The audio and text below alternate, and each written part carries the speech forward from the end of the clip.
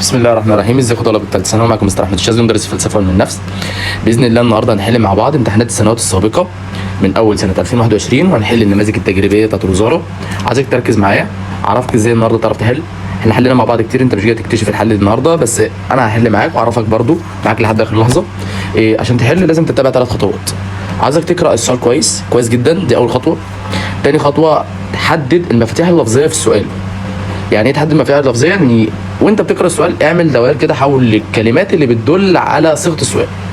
بعد كده اعمل عمليه الاستبعاد من الاختيارات. يعني ايه تعمل عمليه استبعاد؟ يعني انت تشوف نهائي كده ايه الحاجات اللي مش هتنفع مع المفاتيح اللي انت حددتها في السؤال، وبعد كده قرر الاختيار النهائي. قبل ما تختار الاختيار النهائي ارجع اقرا السؤال تاني. يعني انت تقرا السؤال مرتين، مره عشان تحدد المفاتيح اللفظيه ومره عشان خلاص انا قررت ان انا اختار الاجابه دي. هنمشي مع بعض خطوه خطوه واعرفك برضو ازاي واعرفك المفاتيح اللفظيه. ركز معايا، يلا بسم الله الرحمن الرحيم. اقام احدى المعلمين مسابقه بين طلابه حيث يستخدم الطالب الملقاط. يعني دي اول مفتاح لفظي، يستخدم الملقاط ليتقبل ينتقل به 150 حبه ارز من طبق الى طبق اخر. يعني بص، هو يستخدم الملقاط عشان ينقل 150 حبه رز باقصى سرعه. يبقى باقصى سرعه دي اول مفتاح لفظي هنا بتدل على الحركه او زياده الحركه دون سقوط اي حب من الارز، والفائز بالمركز الاول من ينقلها في اقل زمن. ممكن يشير الموقف السابق لاحدى سمات احدى الذكاءات عند جاردنر. طيب اول مفتاح لفظي عندنا باقصى سرعه. اولا ده مش ذكاء شخصي وده مش ذكاء بصري مكاني. انا عندي ذكائين، منطقي رياضي وجسمي حركي. هل هنا في استدلال او استنتاج او علاقات رياضيه؟ لا، فانا هشطب على المنطق الرياضي، فالاجابه اذا هتبقى الذكاء الحركي.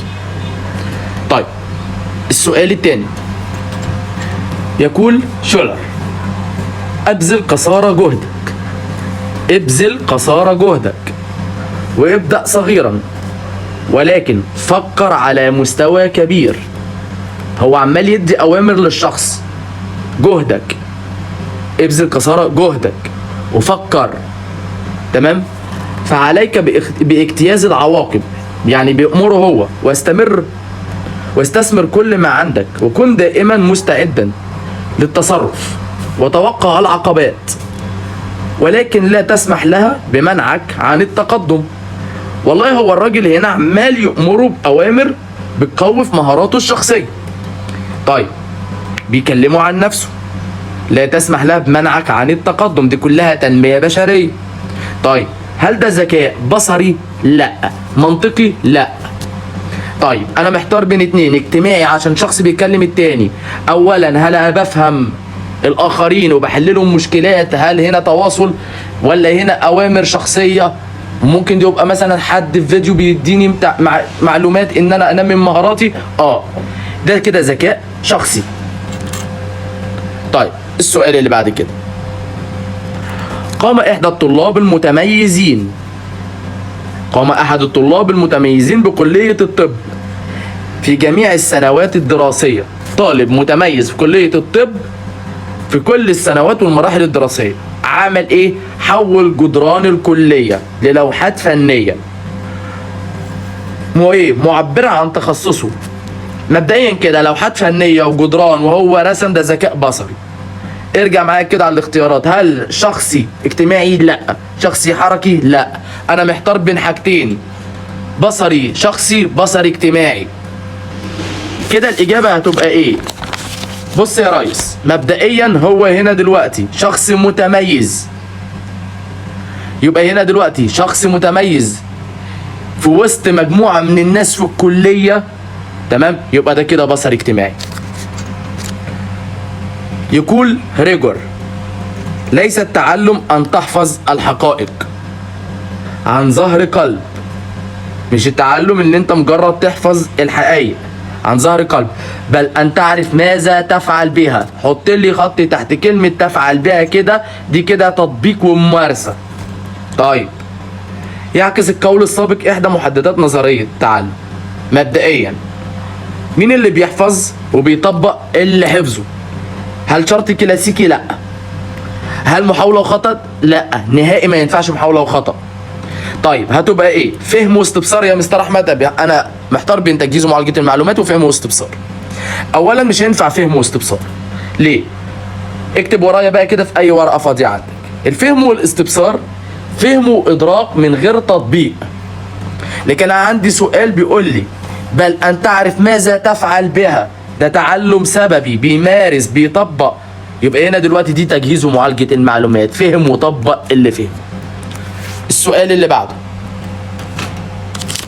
ترويض الحيوانات في السيرك كتعلم الدب أن يركز على إيه؟ سماع الموسيقى، حيث تبدأ إيه؟ يبدأ المدرب بوضع لوحة معدنية ساخنة تحت قدميه، فيقوم الدب برفع قدميه واحدة بعد الأخرى لتجنب حرارة اللوحة التي تلسعه. وفي هذه الأثناء تعزف الموسيقى، وعند تكرار الموقف عدة مرات يرفع الدب قدميه على التوالي بمجرد سماعه للموسيقى، يجسد ما تحته خط الموقف السابق. طيب بص بقى، انا شرحت السؤال ده في الحصة وشرحته في الفيديو. هنا دلوقتي جبنا دب وبندربه على الموسيقى ازاي يرقص، حطينا لوح ساخن في البداية، وبعد كده الدب فضل يرقص، فضل يتحرك نتيجة اللوح الساخن. اللوح الساخن ده مثير طبيعي. ايه اللي حصل؟ فضل يتنطط، دي استجابة طبيعية. اثناء تنطيطه في البداية شغلوا الموسيقى، الموسيقى دي اول مرة تظهر، فده كده اسمه مثير محايد. بعد كده كرروها، تمام، فبدأ الدب اول ما سمع الموسيقى بدأ يتنطط بدون وجود لوح ساخن اللي تحتها خط الموسيقى دي. بقت الموسيقى هنا مثير شرطي، وتنطيقه ليها بقت استجابة شرطية. هو حاطط الخط تحت كلمة يعزف الموسيقى، تمام، فهنا دلوقتي هتبقى مثير شرطي. طيب السؤال اللي بعده، يقول راسل لحظات من الخلوة، لحظات من الخلوة اللي أنا أبعد وأكون هادي وقاعد في مكان كويس، والتأمل. أكيد مش هبقى قاعد في خلوة وتأمل في مكان فيه دوشة. تحقق لي الهدوء والتوازن والتركيز، وتدفع في نفسي قوة لمواصلة الطريق. يعكس قول راسل إحدى أسس الاستذكار. مبدئيا هو بيسأل على أساس مش مبادئ الاستذكار. هل تعزيز؟ لا، التعزيز ده من مبادئ الاستذكار، اشطب لي عليه. طيب هل مشاركة نشطة؟ لا. ليه؟ المشاركة النشطة دي اللي هي المراجعة، وعندنا زي تدوين المذكرات. هل فهم جيد؟ لا. السؤال بيتكلم عن هدوء ومكان، يبقى الانتباه، لان الانتباه ده اللي بيقول لك حدد مكان معين للمذاكرة ووقت معين للمذاكرة. سؤال رقم 7، يقول إحدى العلماء أن الإنسان على نحو ما يشبه كل الناس. كويس قوي، أنا ممكن أكون بشبه ناس كتير، وعلى نحو آخر بشبه بعض من الناس، وفي جانب تاني ممكن أشبه 10-20 واحد من الناس، وعلى نحو آخر لا أشبه أحد من الناس، وعلى نحو آخر أنا مش شبه حد. ده بيدل على إيه من مبادئ التعلم؟ أولا ده مش من العمل الخاص، لأن أنا ما اتنقلتش من إدراك عام لإدراك خاص، تمام، ولا ارتباط بجوانب نبوة، لان انا ما عنديش جانبين هنا برتبط بيهم، فانا شطبت على الحاجات اللي استحالة تبقى هي الاختيارات. انا عندي هنا نمو تغير مستمر، وعندي فروق فردية، انا هختار انهي. مبدئيا امتى اختار نمو وتغير مستمر؟ تغير مستمر لو انا كنت حاجة او كان ذكائي حسي وفجأة بقى ذكائي مجرد، فده كده تغير. لكن هنا دلوقتي انا بقارن بين شخص وشخص، فدي كده اسمها فروق فردية. طيب يقول فلوتير التربية تطور المواهب ولكن لا تخلقها. التربية دي هل وراثة؟ لا. هل أصدقاء؟ لا. يبقى أنا دلوقتي محتار بين 2 أسرة ومدرسة. التربية هنا مقتصرة على الأسرة، لكن التعليم مقتصر على المدرسة، يبقى الإجابة هتبقى الأسرة. سؤال رقم 9، ربما يبدو لك ان ابنك المراهق، الرائد ده كده اب، يقضي يومه على الانترنت وحجرته اصبحت منطقة محظورة، ولكن هذا لا يعني بالنسبة له دي عايدة على الابن انه كسول. بل انه سيصبح يوما من الايام مثل مارك. الولد شايف نفسه انه في يوم من الايام هيبقى عامل زي مارك اللي هو مخترع الفيسبوك، ويمتلك المليارات من الاموال. اموال وسيصبح، يبقى ده مستقبل حلو. هل ده تحقيق علاقه ناضجه مع رفاق؟ لا. بص انا بستبعد. هل دي قيم معايير خلقيه؟ مستحيل. الراجل في السؤال بيتكلم عن اموال. تحقيق هويه الجنس، طب تعالى بقى، انا محتار بين تحقيق هويه الجنس واتخاذ قرارات بيتعلق بالمستقبل المهني. هويه الجنس ده اللي هو يكون متقبل معاييره الفسيولوجيه لجسمه وبيتوحد مع والديه من نفس جنسه. هنا مفيش اندماج مع الوالدين، ابوه شايفه حاجه وهو شايف نفسه حاجه. طيب ده كده اول مؤشر بستبعد فيه تحقيق هويه الجنس. المؤشر اللي بيدل على كده ان هو هويه المستقبل، ان الولد منحصر في الاسره، منحصر في الغرفه، وعمال يفكر في مستقبله المهني وبيفكر في الاموال، فده هيبقى اتخاذ قرارات المتعلقه بالمستقبل المهني. السؤال اللي بعد كده، دائما ما تسمع من والديك يجب ان تكون قد عرفت مصلحتك. ابوك بيقول لك لازم تبقى انت عارف مصلحتك كويس، ولكنك دائما ما تنظر اليهم على انه من واجبهم ان يمدوا اليك يد العون. انت والله مهيأ لك ان انت عارف مصلحتك، ابوك وامك بيقول لك انت المفروض تبقى عارف مصلحتك، يبقى معنى كده ان هم شايفينك ان انت عالة عليهم، مش عالة، بيبعدوا عنك، في رغم الوقت ان انت محتاجهم ان هم يمدوا ليك ايد المساعدة. طيب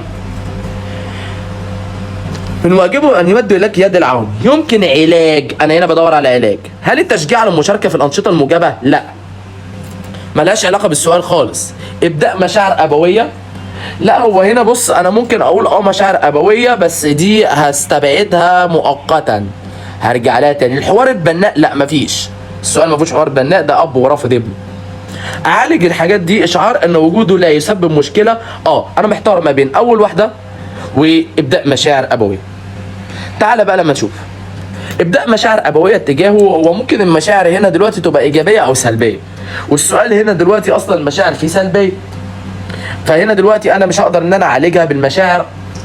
تمام، هو ادق ان انا ما سببش للمراهق ان احسسه ان انت عالة على المجتمع او ان انت وجودك بيضر، هو اقول لك انت اعرف مصلحتك. لا، هو محتاج ان انا مديله ايده العون، يبقى اشعاره بوجوده لا يسبب مشكله في الحياه. دي هتبقى اكثر دقه من ابداء المشاعر الابويه.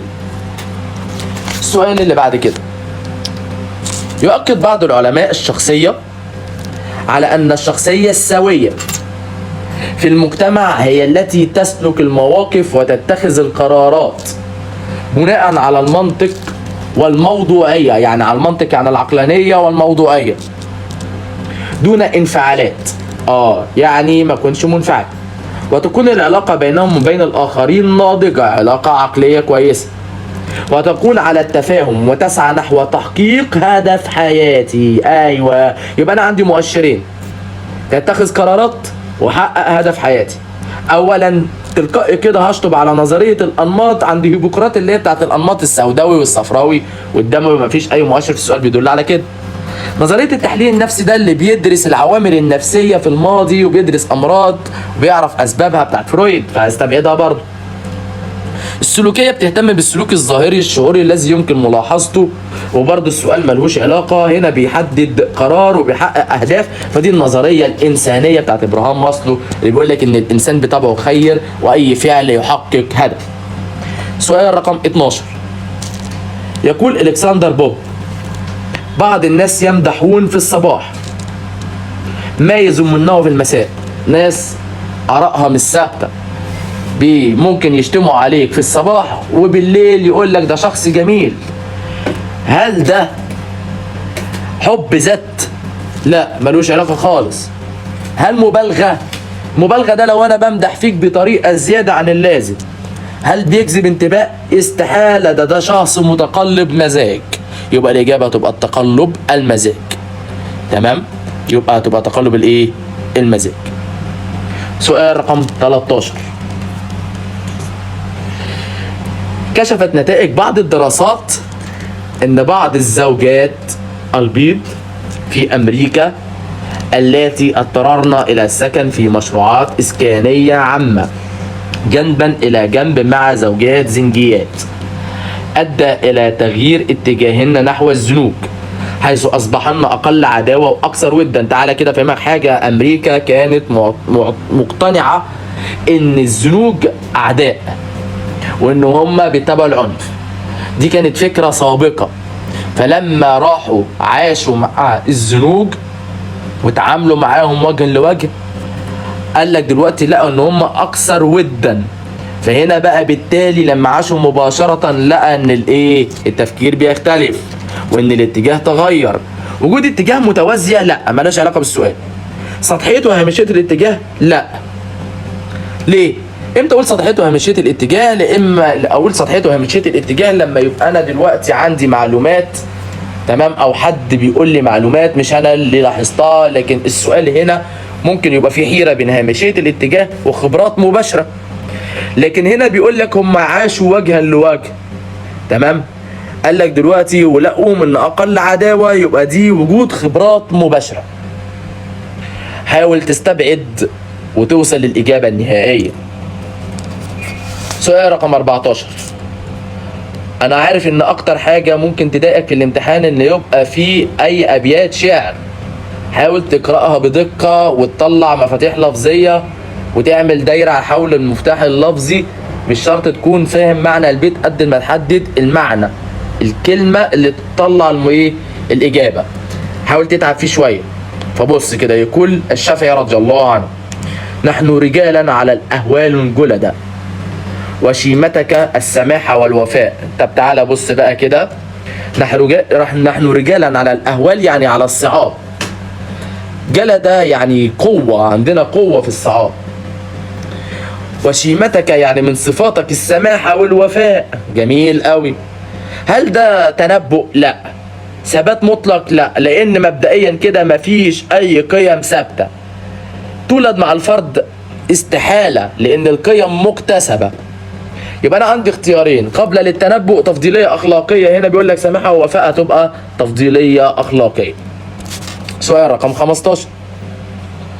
يقول المستشار عبد الرازق السنهوري، بص السنهوري بيقول لك ايه: كلما تقدم بالسن رأيتني أحوج إلى الأخلاق مني إلى العلم والذكاء.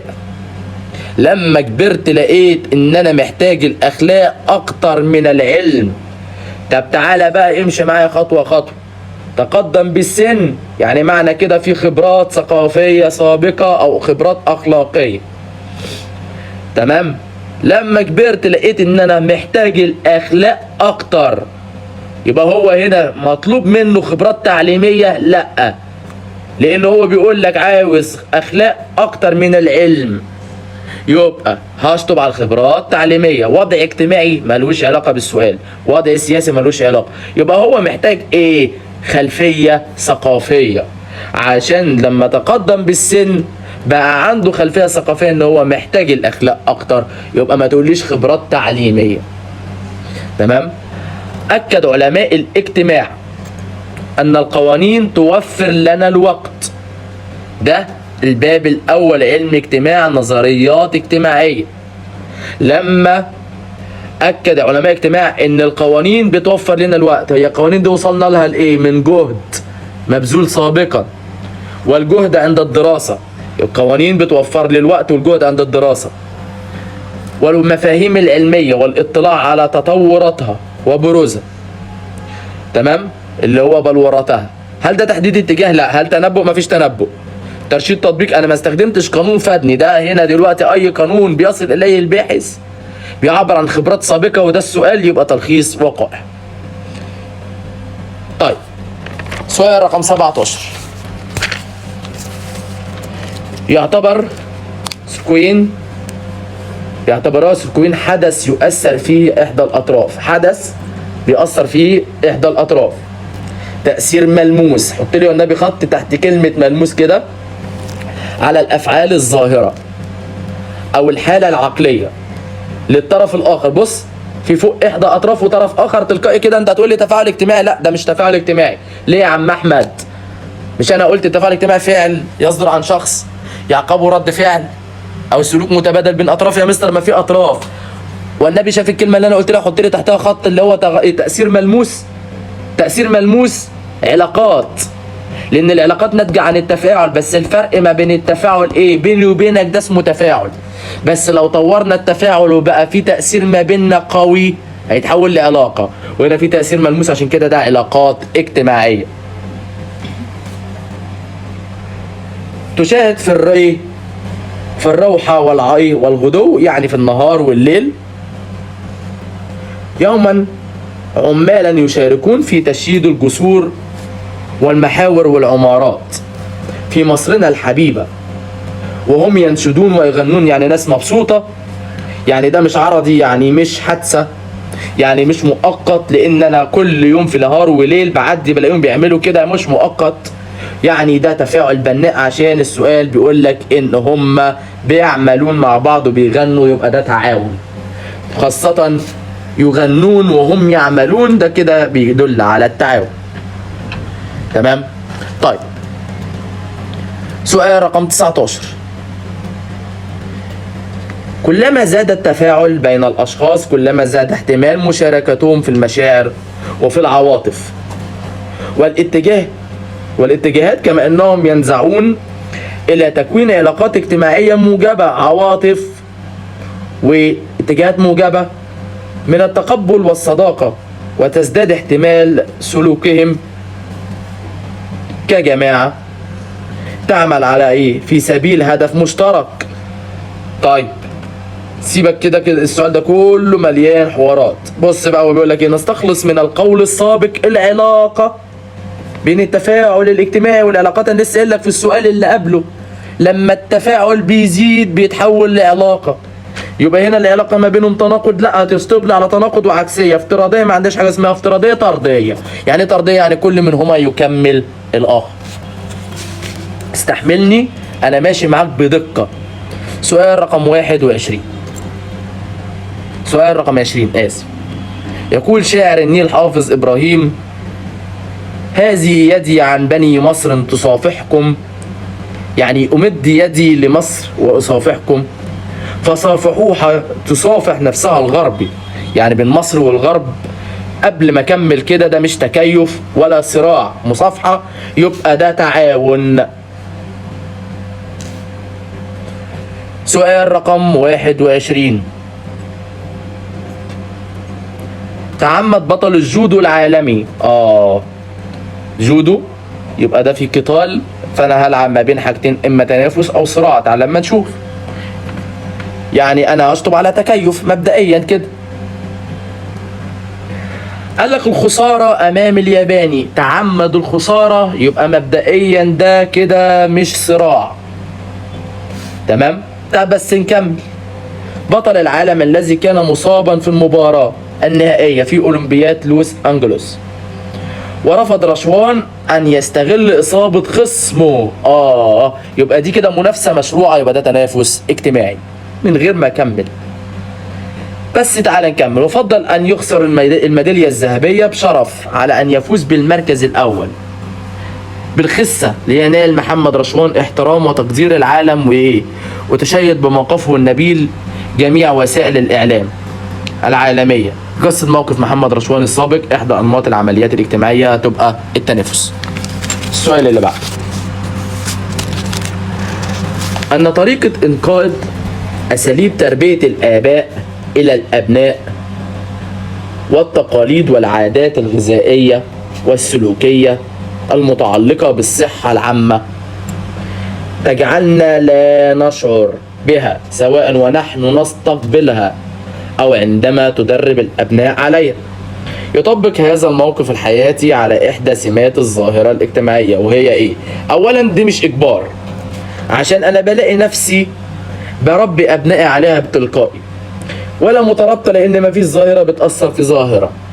شيئية دي مش حاجة خارجة عن إرادة الفرد، لأنه هو بيقول لك أنا بنقل التربية للأبناء، يبقى ده شيء تلقائي.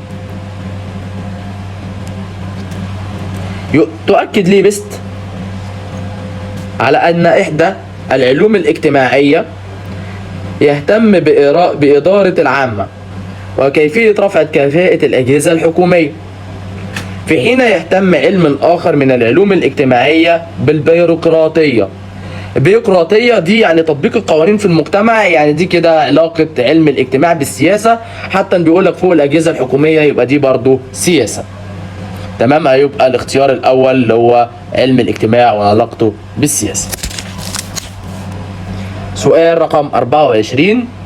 رصد إحدى الباحثين الاجتماعيين ظاهرة جديدة. بص تحت خط تحت ظاهرة جديدة كده على طول، أي ظواهر جديدة يبقى بدائل أو متغيرات بديلية. قال لك في ظاهرة جديدة في المجتمع المصري، حيث يستخدم بعض الشباب المصري فرانكو في التواصل الإلكتروني عبر الإنترنت مع أقرانه يعني زملائه دون استخدام اللغة العربية. أولا دي مش خصوصية ولا عمومية، دي ظاهرة جديدة، يبقى أي ظاهرة جديدة أي اختراع أي اكتشاف جديد هيبقى متغيرات بديلية. سؤال رقم 25.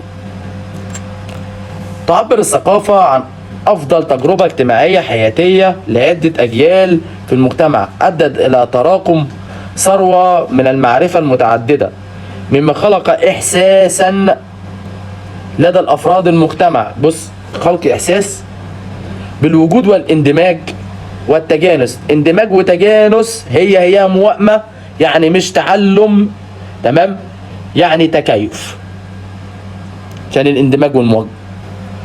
قال الإمام الشافعي رضي الله عنه: الناس بالناس ما دام الحياة بهم، يعني الناس بتساعد الناس وبنستمر الحياة، والسعد لا شك طارات وهابات، وأفضل الناس ما بين الورى رجلا تقضي على يده للناس حاجات، يعني ناس بتساعد بعض. تمام، قد مات قوم ومات مكارمهم، في ناس بتموت وبتموت مكارمهم وما مات مكارمهم، يعني ناس بتموت ومكارمهم بتفضل موجودة، يعني خيرهم بيفضل موجود، يعني ده تفاعل قصدي، يعني ده هيبقى عمل تطوعي أولا، مش ممارسة مؤقتة، تمام، ولا غير قصدية، تمام، دي هتبقى فعل قصدي. ليه فعل؟ عشان أنا الخير اللي أنا بعمله. السؤال اللي بعده سؤال رقم 27. وقف الوقت اسلوب تربوي يستخدمه بعض الاباء لغرس قيم المشاركه والايثار في نفوس الابناء، وذلك بالاتفاق مع احدى الجمعيات الخيريه، يتم بموجبه اشتراك الاطفال بالدوام 4 ساعات. بص الاطفال بيشاركوا في فعل، تمام، اولا ده 4 ساعات يعني وقت يعني جهد في مقر الجمعيه للمشاركه في بعض انشطتها وخدماتها، يبقى ده مش مالي ولا مادي، لان مالي هي مادي، واولا دي مش دعايه ولا دفاع يعني مش معنوي، فانا بشارك بجهد يبقى دي عضويه. سؤال رقم 28. تعاقد احدى الشباب المبرمجين، هم بيمضوا عقد زي ما انا بمضي عقد او بروح اتفق مع سنتر او منصه تعليميه مع مع احدى الشركات الكبرى في التعمير للعمل على اعداد برنامج لنظم المحاسبه الالكترونيه للشركه، وتقديم وتدريب العاملين عليهم بالشركه خلال 2 من التعاقد. يعد عمل الشباب ده مش عمل حكومي، ومش عشان هو عمل عقد يبقى برضه مش عمل خاص ولا تطوعي لان هو هياخد مقابل، يبقى ده عمل حر. توصل احدى الباحثين سؤال رقم 29 في دراسة لعلم الاجتماع إلى أن اتجاهات طلاب التعليم، بص اتجاهات طلاب التعليم الفني نحو العمل الحر، يبقى الطلاب العمل الفني بيتجهوا نحو العمل الحر كانت مرتفعة، ويعود ذلك إلى أن الطلاب لديهم الوعي بأهمية العمل الحر ودوره في استقلالية الفرد. يعني هم عارفين أن العمل الحر دور إيجابي بيساعد على استقلال الفرد. هل دي تشريعات ميسرة لترخيص المشاريع مالهاش علاقة بالسؤال؟ هل دي سهولة الحصول على التكنولوجيا؟ لا طبعا. هل دي تيسير القروض للشباب؟ مالهاش علاقة بالسؤال، بيقول لك هنا تعليم مهني وعمل حر، يبقى انتشار ثقافة العمل الحر. آخر سؤال. من المأثورات أن لم تقم ببناء أحلامك سيكون أحدهم بتوظيفك لتحقيق أحلامه. لو ما عملتش حلمك حد هيسعى إن هو يوظفك عشان تعمل حلمه، يبقى هنا دلوقتي هنا مش تعاون أصدقاء خالص ولا متعة المسؤولية، لا هنا ملاش علاقة بالسؤال، هنا بينفذ الطموح.